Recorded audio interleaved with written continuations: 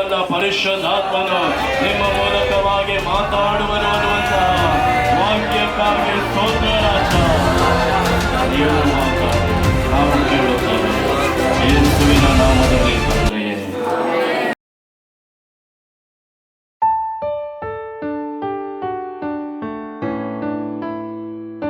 ಅಲ್ಲಿದ್ದಂಥ ಸುಮಾರು 300 ಜನ ಸಿಪಾಯಿಗಳು ಆ ಪಿಲಾತನ ಒಂದು ಅರಮನೆಯಲ್ಲಿಯೇ ಆತನ ಸುತ್ತುವರೆದುಕೊಂಡು, ಯೇಸು ಸ್ವಾಮಿಯನ್ನ ಸುತ್ತುವರೆದುಕೊಂಡು ಅಪಹಾಸ್ಯ ಮಾಡ್ತಾ ಆತನ ತಲೆಯ ಮೇಲೆ ಒಂದು ಮುಳ್ಳಿನ ಕಿರೀಟವನ್ನ ಇಟ್ಟು ಬೆತ್ತದಿಂದ ಹೊಡಿತಾರೆ.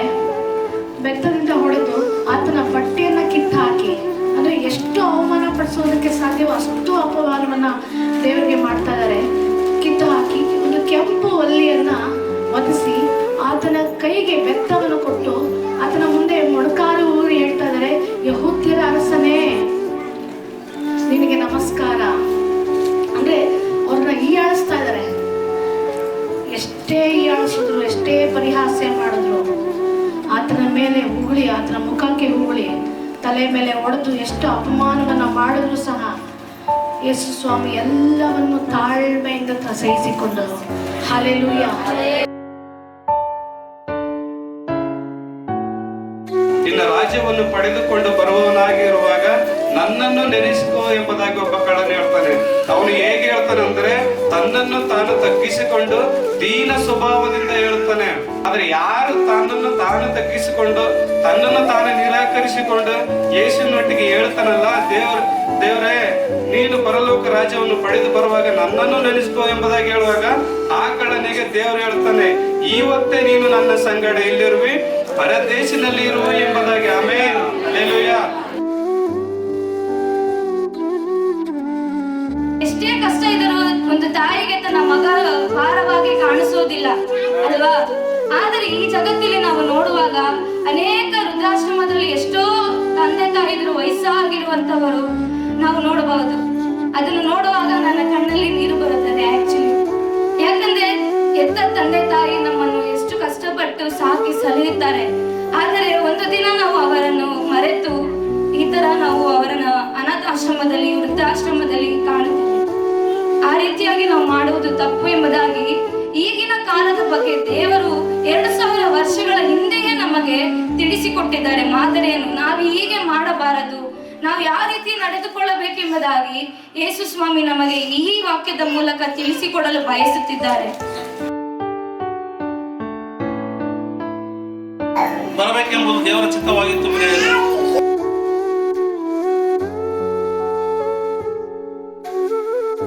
ಪ್ರಾಣವನ್ನು ಅರ್ಪಿಸುವ ಮುಂಚೆವೇ ಸ್ವಲ್ಪ ನುಡಿದಂತ ಮಾತಾಗಿದೆ, ನನಗೆ ನೀರಡಿಕೆ ಆಗಿದೆ ಎಂಬುದಾಗಿ. ಭೂಮಿ ಆಕಾಶವನ್ನು ನಿರ್ಮಿಸಿದ, ಸೃಷ್ಟಿ ಮಾಡಿದ ಸೃಷ್ಟಿಕರ್ತನು, ಮಹಿಮೆ ರಾಜನು, ತಂದೆಗೆ ಪ್ರಿಯನಾದ ಮಗನು ಗಂಟಲು ಒಣಗಿ ಹೋಗಿದೆ. ಸಿಲುಬೆಯ ಮೇಲೆ ಇದ್ದಾಗ ಹುಳಿ ದ್ರಾಕ್ಷರಸವನ್ನು ನೀಡಲಾಯಿತು. ಅದರಿಂದ ಅವರು ಹೇಳುತ್ತಾರೆ, ಯೇಸು ನನಗೆ ದಾಹವಾಗಿದೆ ಎಂಬುದಾಗಿ ಹೇಳುತ್ತಿದ್ದಾರೆ. ಪ್ರವಾದನೆ ನೆರವೇರಬೇಕೆಂದು ಅದಕ್ಕೋಸ್ಕರ ಆಗಿ ನುಡಿದಿದ್ದಾರೆ. ಬೆಳಗ್ಗೆ 9 ಗಂಟೆಯಿಂದ ಮಧ್ಯಾಹ್ನ 3 ಗಂಟೆವರೆಗೆ ಶಿಲ್ಬೆ ಮೇಲೆ ಯೇಸು ಸ್ವಾಮಿ ನೇತಾಡಿದ ಎಂಬುದಾಗಿ ನಾವು ನೋಡ್ತೀವಿ. ಇಲ್ಲಿ ತೀರಿತೆಂಬ ಮಾತಿಗೆ ಅರ್ಥ ಏನಂದ್ರೆ, ತೀರಿತಂದು ಯಾಕಂದ್ರೆ ನೋಡಿ, ನಮ್ಗೆ ಒಂದು ಯಾವ್ದಾದ್ರು ಒಂದು ಕೆಲಸ ಕೊಟ್ರೆ ಸರಿ, ನಮ್ಮ ಸೇವಕರು ಅಂತ ಇಟ್ಕೊಳ್ಳಿ, ನಮ್ಮ ಸಭೆಯಲ್ಲಿ ಯಾವ್ದಾದ್ರು ಒಂದು ಕೆಲಸ ಕೊಟ್ಟರೆ ನಾವೇನು ಮಾಡ್ತೀವಿ, ಎಲ್ಲ ಕೆಲಸ ಫಾಸ್ಟ್ ಕೇಳ್ತಾರಪ್ಪ, ಇದರ ಎಲ್ಲ ಕೆಲಸ ನೀವು ಮಾಡಿದ್ರೆ ಅಂದ್ರೆ ಎಲ್ಲ ಮಾಡಿದ್ರೆ ನಮ್ಗೆ ಏನಾಗುತ್ತೆ, ಒಂದು ಸಂತೋಷ ಆಗುತ್ತೆ. ಫಸ್ಟ್ ಆಯ್ತು, ಎಲ್ಲ ಕೆಲಸ ಮಾಡ್ತೀವಿ ಅನ್ನೋ ಒಂದು ಖುಷಿ ನಮಗೆ. ತೀರಿತ ಅನ್ನೋದಕ್ಕೆ ಒಂದು ಅರ್ಥ, ಒಂದು ಉದಾಹರಣೆ ಕರೆಕ್ಟಾ. ಆ ಕೆಲಸ ನಾವು ಮಾಡಿದ್ರೆ ನಮ್ಗೆ ಏನಾಗುತ್ತೆ, ಖುಷಿ ಆಗುತ್ತೆ. ತೀರಿತ್ತು ಅಂದ್ರೆ ಏನಾದ್ರು ಅರ್ಥ ಅದೇನೆ. ತೀರಿತು ಅಂದ್ರೆ ಎಲ್ಲ ಕೆಲಸ ಮಾಡಿ ಮುಗಿಸಿದಾಗ ತೀರಿತು ಅಂತೇಳಿ. ಯೇಸು ಸ್ವಾಮಿಗಳು ಅದೇನ ತಂದೆ ಬಳಿಯಲ್ಲಿ ತಂದೆ ಚಿತ್ತ ನೆರವೇರಿಸಬೇಕಂತೇಳಿ ಎಲ್ಲ ಕೆಲಸವನ್ನು ಮಾಡಿ ಆತನು ಪ್ರಾಣವನ್ನು ಒಪ್ಪಿಸಿ ಕೊಟ್ಟರಂತೆ, ತೀರಿತಂತೇಳಿ. ಸ್ವಾಮಿ ತಂದೆಯ ಬಳಿಯಲ್ಲಿ ತನ್ನ ಆತ್ಮವನ್ನ ಯಾವುದಕ್ಕಾಗಿ ಒಪ್ಪಿಸಿ ಕೊಡಬೇಕಾಗಿತ್ತಂದರೆ, ಕಳ್ಳನ ಕೈಯಿಂದ ನಮ್ಮ ಆತ್ಮವನ್ನ, ಅಂದ್ರೆ ನನ್ನ ಆತ್ಮವನ್ನ, ನಿನ್ನ ಆತ್ಮವನ್ನ ರಕ್ಷಿಸೋದಕ್ಕಾಗಿ ದೇವರು ತನ್ನ ಆತ್ಮವನ್ನ ತಂದೆಯಾದ ದೇವರ ಕೈಯಲ್ಲಿ ಆತನು ಒಪ್ಪಿಸಿ ಕೊಟ್ಟನು. ಆಮೆನ್.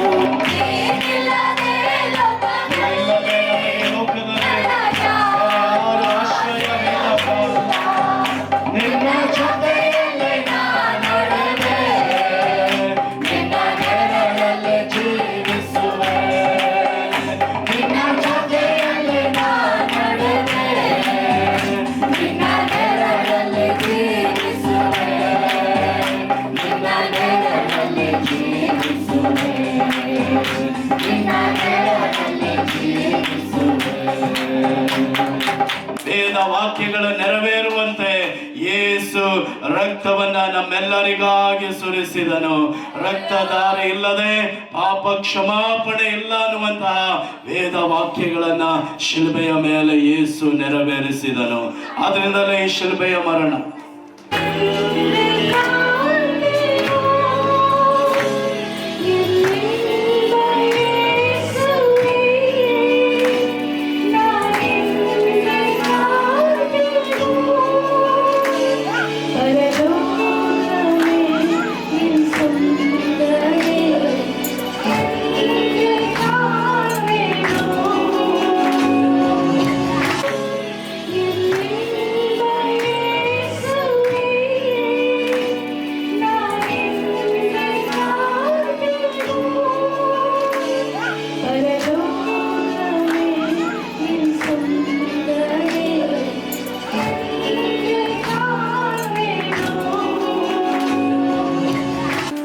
ದೇವರ ಸೇವೆ, ದೇವರ ಸೇವಕರು ನಮಗೆ ವಿಶೇಷವಾದ ಸೇವೆ ಮಾಡ್ತಾರೆ. ಎಲ್ಲರೂ ಸೇವೆ ಮಾಡ್ತಾರೆ.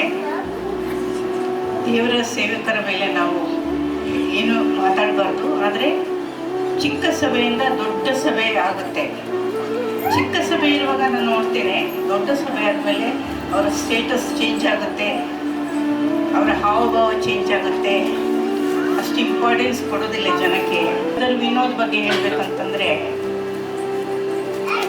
ಅವರು ನಾನು ನೋಡಿದಾಗ ಬಹಳ ವರ್ಷದ ಹಿಂದೆ ನನಗೆ ಅವ್ರ ಪರಿಚಯ ಆಯಿತು.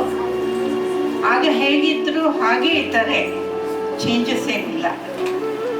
ದೇವರ ಮಕ್ಕಳು ದೇವರಿಗೆ ವಿಧೇಯರಾಗಿ ನಡೆಯುವಾಗ ಸ್ವಾಮಿ ಹೇಗೆ ತನ್ನ ಶಿಷ್ಯರನ್ನ ಕಾಲುಗಳನ್ನು ತೊಳೆದು ಕಾಲುಗಳನ್ನು ಒರೆಸ್ತಾನೆ ಅಂದರೆ ಅದೇನು ತೋರಿಸ್ತದೆ ಅಂತಂದರೆ ವಿಧೇಯತ್ವ, ತನ್ನನ್ನು ತಾನು ತಗ್ಗಿಸಿಕೊಳ್ಳುವುದು. ಆ ತಗ್ಗಿಸಿಕೊಳ್ಳುವಂಥ ಸೇವಕರನ್ನ ದೇವರು ಉನ್ನತ ಸ್ಥಿತಿಗೆ ತರ್ತಾನೆ. ತಗ್ಗಿದ ಗುಣ ನಾನು ವಿಶೇಷತೆಯಾಗಿ ಹೇಳ್ತಾ ಇಲ್ಲ, ತಗ್ಗಿದ ಗುಣ ವಿನೋದ್ ಬ್ರದರ್ ಹತ್ರ ಇದೆ. ಎಲ್ಲರನ್ನ ಪ್ರೀತಿಸ್ತಾರೆ, ದುಡ್ಡಿರ್ಲಿ ಇಲ್ಲದಿರ್ಲಿ, ಬಡವರಾಗ್ಲಿ ಎಲ್ಲರೂ ಒಂದೇ. ಅವರಿಗೆ ಎಲ್ಲರನ್ನು ಒಂದೇ ಥರ ನೋಡ್ತಾರೆ. ದೇವರು ಕೂಡ ಭೇದ ಭಾವ ಮಾಡಲಿಲ್ಲ. ದುಡ್ಡಿದ್ದವರು ಸರಿ, ದುಡ್ಡಿಲ್ಲದಿದ್ರೂ ಸರಿ, ಬಡವರಾದರೂ ಸರಿ, ಕುಷ್ಠರೋಗಿಯಾದರೂ ಸರಿ, ಅವರನ್ನು ಮುಟ್ಟಿ ಅವರನ್ನು ವಾಸ ಮಾಡ್ತಾರೆ.